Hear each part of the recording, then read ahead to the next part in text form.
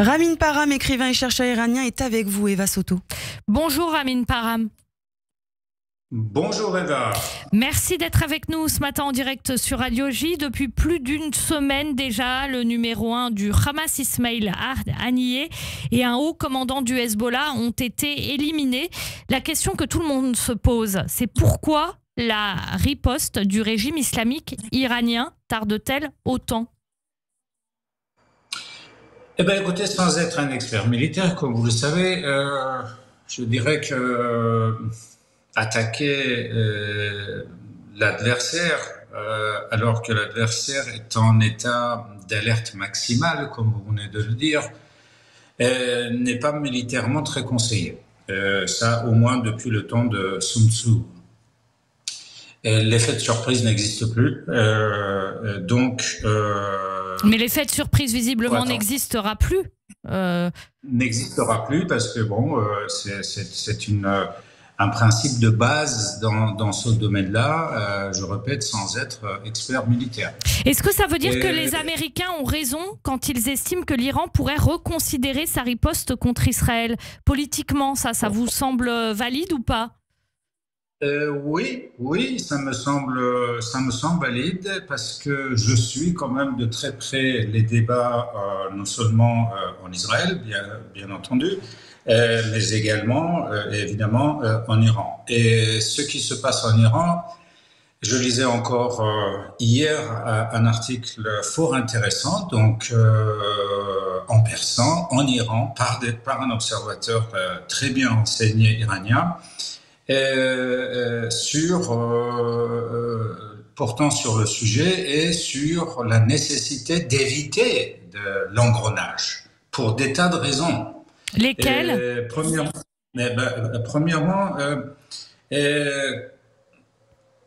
au sein de la population, il n'y a eu aucun enthousiasme, si vous voulez, pour l'accueil d'un terroriste reconnu et mondialement recherché, on peut dire, tel que Ismail Haniyeh. Cela est observable, j'allais dire, à l'œil nu, depuis maintenant plusieurs années que les Iraniens, en général, se désintéressent totalement et disent « ce conflit n'est pas notre conflit ». Le conflit entre Israël et les Palestiniens, Israël et le Hamas, voilà, c'est ça ? Voilà, c'est ça, ce conflit n'est pas notre conflit. Et si la question devait trouver un jour, comme beaucoup de gens l'espèrent, une solution, et comme beaucoup de gens l'espèrent, une solution à deux États, cette solution doit être portée, cette cause palestinienne doit être portée par la Ligue arabe et par les pays arabes. Nous ne sommes pas un pays arabe, nous ne faisons pas partie de cette Ligue. Deuxièmement, les forces iraniennes se sont battues contre le Hamas sur le théâtre syrien pendant la guerre civile en Syrie. Ils se sont battus contre le Hamas. Le Hamas s'est battu contre les forces iraniennes. Troisièmement, le corps d'Ismail Haniyeh, une fois rentré à Doha après son élimination, a reçu, si vous voulez, les derniers sacrements musulmans, si vous voulez, au sein de la mosquée de Mohammed Abdel Wahhab. Alors, Mohammed Abdel Wahhab, comme son nom l'indique, est un wahhabite, est un salafiste, qui considère le chiisme comme une hérésie. Alors, vous comprenez bien qu'il ne peut pas y avoir d'enthousiasme au sein de la population chiite ou au sein des chiites iraniens pour un ennemi juré du chiisme. Ramin Parham, si je vous suis bien, ça veut dire que si jamais l'Iran ripostait contre Israël, selon les termes employés par l'Iran, il s'agit d'une riposte, et qu'à son tour Israël répondait, ça fragiliserait encore davantage le régime iranien, c'est ça ? Alors ici, Eva, permettez-moi de pointer une chose importante, c'est que le régime iranien, le pays en général, le régime en particulier, se trouve dans une situation extrêmement difficile sur le plan économique, sur le plan social, sur le plan de l'épuisement complet de l'idéologie en place, de l'idéologie du régime. Donc, une frappe, admettons, je ne le souhaite vraiment pas, mais admettons, une frappe israélienne visant le système de production et de distribution d'électricité en Iran qui est déjà très mal en point. Le pays va plonger non seulement dans le noir, au sens strict du terme, mais dans quelque chose qui ressemblerait à un chaos urbain. Or, ce pays est au cœur du Moyen-Orient, 3 fois grand comme la France, 90 millions d'habitants, avec rien qu'à Téhéran, la métropole de Téhéran, quelque chose comme 13 et 15 millions d'habitants. Donc, vous comprenez bien que personne ne souhaite ça. Et il y a, comme je le disais tout à l'heure, il y a de vrais débats. Ça veut dire que l'Iran, actuellement, a des mots qu'il n'a pas les moyens d'assumer ? Oui, c'est-à-dire que... Le régime, je parle. Il y a une force balistique reconnue, même par les experts israéliens et américains, et qu'il faut tout à fait prendre en considération. Ce n'est pas une simple force comme vous avez pu voir ça par ailleurs sur d'autres théâtres en Israël. C'est une véritable force de frappe balistique qu'il faut prendre en considération. Mais l'Iran ne dispose pas d'armées de l'air. L'Iran est dans une situation économique extrêmement difficile. L'Iran subit les pires sanctions de l'histoire moderne. L'Iran a des problèmes sociaux extrêmement importants.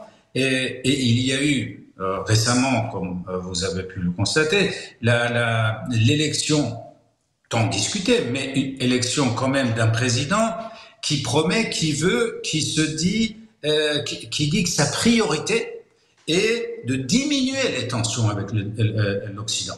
Il dit ça, mais en même temps, lors de l'élimination de Ismail Haniyeh, on parle du nouveau président, il lui a rendu hommage, etc. Donc il dit ça, mais concernant Israël, ça ne change rien. Ramin Parham, quel est le but de l'Iran aujourd'hui par rapport à Israël? Ce que proclame le régime iranien, c'est qu'il faut détruire Israël. Est-ce que c'est le but de l'Iran?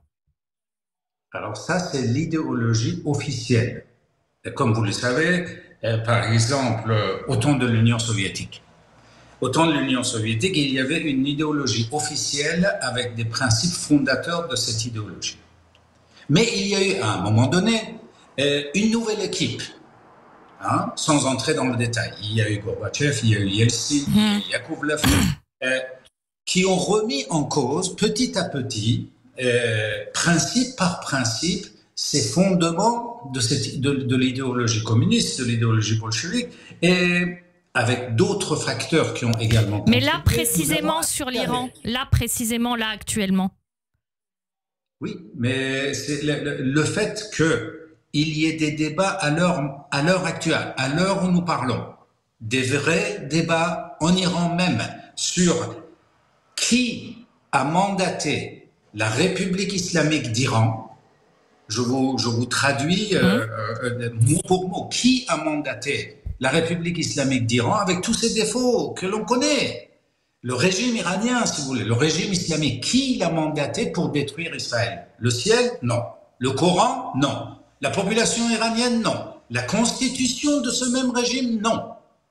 Alors, ce débat est actuellement. Or, augmenter les tensions, aggraver les tensions.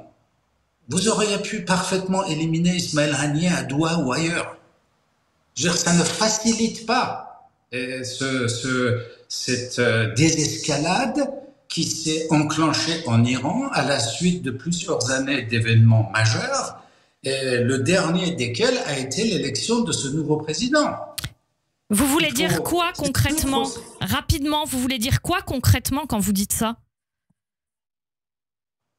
Je dis que politiquement, la solution la plus probable à mes yeux et la plus souhaitable est de permettre une désescalade et de permettre à ces débats de prendre de plus en plus d'ampleur en Iran pour envisager à plus long terme, évidemment, un effondrement systémique contrôlé de ce régime. Merci beaucoup Ramin Param, écrivain et chercheur iranien, d'avoir été avec nous ce matin sur Radio J. Bonne journée à vous. Merci. Et merci à vous Eva Soto. On vous retrouve dans 15 minutes pour un nouveau rappel des titres.